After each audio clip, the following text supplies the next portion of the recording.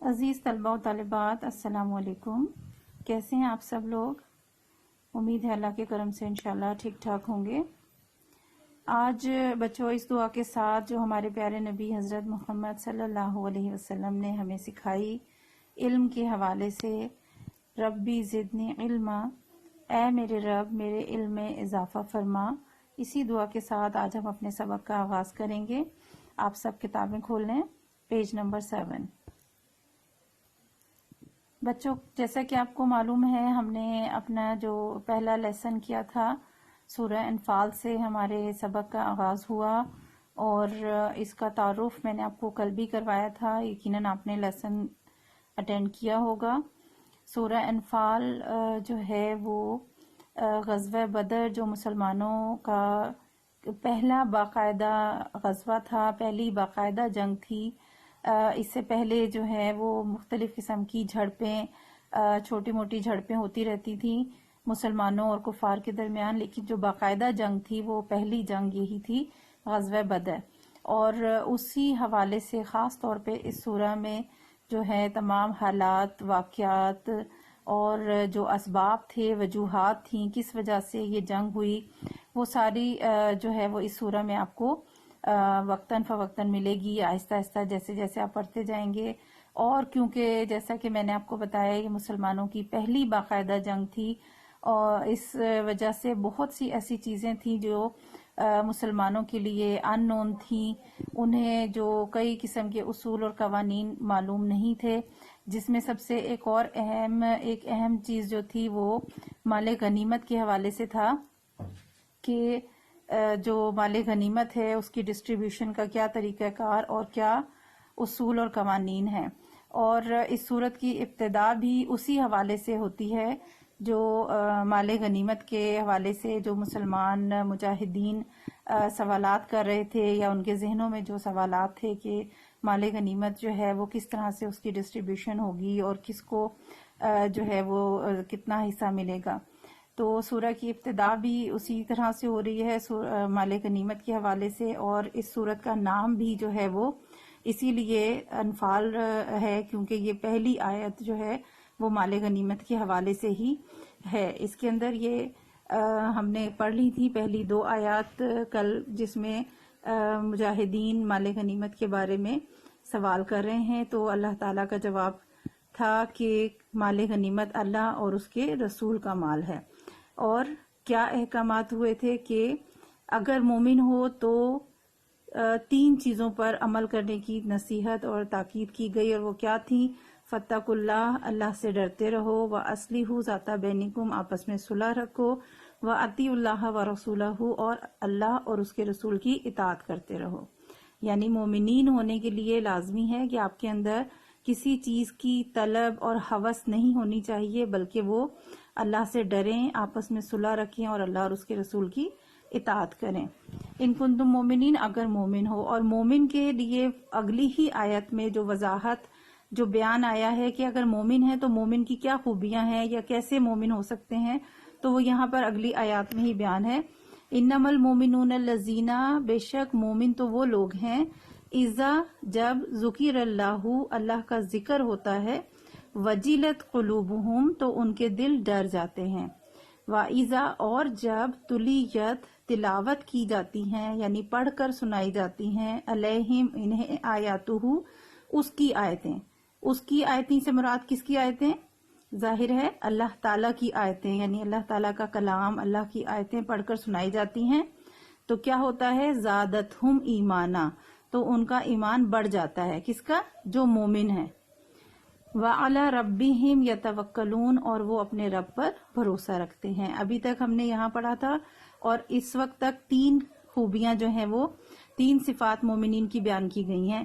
یہ پہلی اذا ذکر اللہ وجلت قلوبہم، دوسری ہے اذا تلیت علیہم آیاتہ زادتہم ایمانا، اور تیسری ہے وَعَلَى رَبِّهِمْ يَتَوَكَّلُونَ۔ ٹھیک ہے، اب اس کے بعد چوتھی صفت ہے الذین یقیمون الصلاۃ، اور وہ لوگ قائم کرتے ہیں صلاح، نماز، یعنی وہ نماز پڑھتے ہیں، یہ بھی ایک مومن کی صفت ہے۔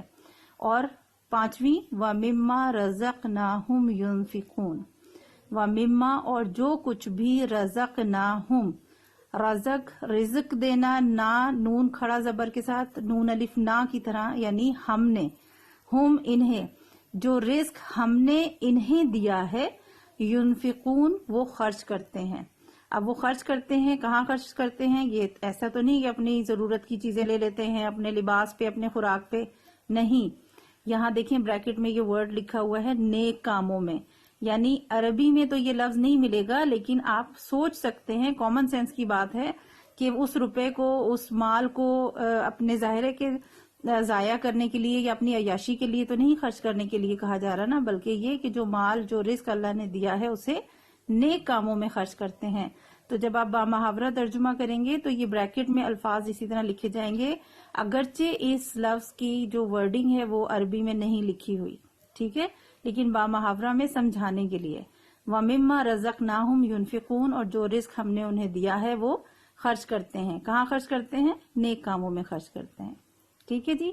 تو یہ آیت جو ہے وہ بتائے گی کہ مومنین کی صفات کیا ہیں۔ جب آپ کو شارٹ کوسچنز کروائے جائیں گے، اور لانگ کی صورت میں بھی آتا ہے اور شارٹ میں بھی آپ بتا سکتے ہیں کہ سورہ انفال میں مومنین کی کیا صفات بیان کی گئی ہیں، تو آپ یہاں پر بتائیں گے یہ 5 صفات۔ سورہ انفال میں مومنین کی 5 صفات بیان کی گئی ہیں، ٹھیک ہے جی۔ کون سی ہیں؟ اذا ذکر اللہ وجلت قلوبہم، جب اللہ کا ذکر ہوتا ہے ان کا دل ڈر جاتے ہیں، یہ نمبر 1 ہے۔ وَإِذَا تُلِيَتْ عَلَيْهِمْ آيَاتُهُ زَادَتْهُمْ ایمانا، جب ان کے سامنے اللہ کی آیتیں پڑھ کر سنائی جاتی ہیں تو ان کا ایمان اور بڑھ جاتا ہے، زیادہ ہو جاتا ہے، یہ نمبر 2 ہے۔ وَعَلَى رَبِّهِمْ يَتَوَكَّلُونَ اور وہ اپنے رب پر بھروسہ رکھتے ہیں، یہ نمبر 3 ہے۔ یعنی جب بھی کوئی مشکلات ہوں، پریشانی ہو، ضرورت ہو، حاجت ہو، تو وہ کسی کے آگے ہاتھ نہیں پھیلاتے، کسی کے سامنے سوال نہیں کرتے، بلکہ وہ اپنے رب پر بھروسہ رکھتے ہیں، ٹھیک ہے۔ اور اس کے بعد الذین یقیمون الصلاۃ اور وہ جو نماز قائم کرتے ہیں، یہ 4تھی صفت ہے۔ اور اس کے بعد وَمِمَّا رَزَقْنَاهُمْ يُنْفِقُونَ اور جو رزق ہم نے دیا ہے اسے نیک کاموں پر خرچ کرتے ہیں۔ سورہ انفال کی پہلی آیات میں مومنین کی یہ 5 صفات بیان کی گئی ہیں، ٹھیک ہے جی۔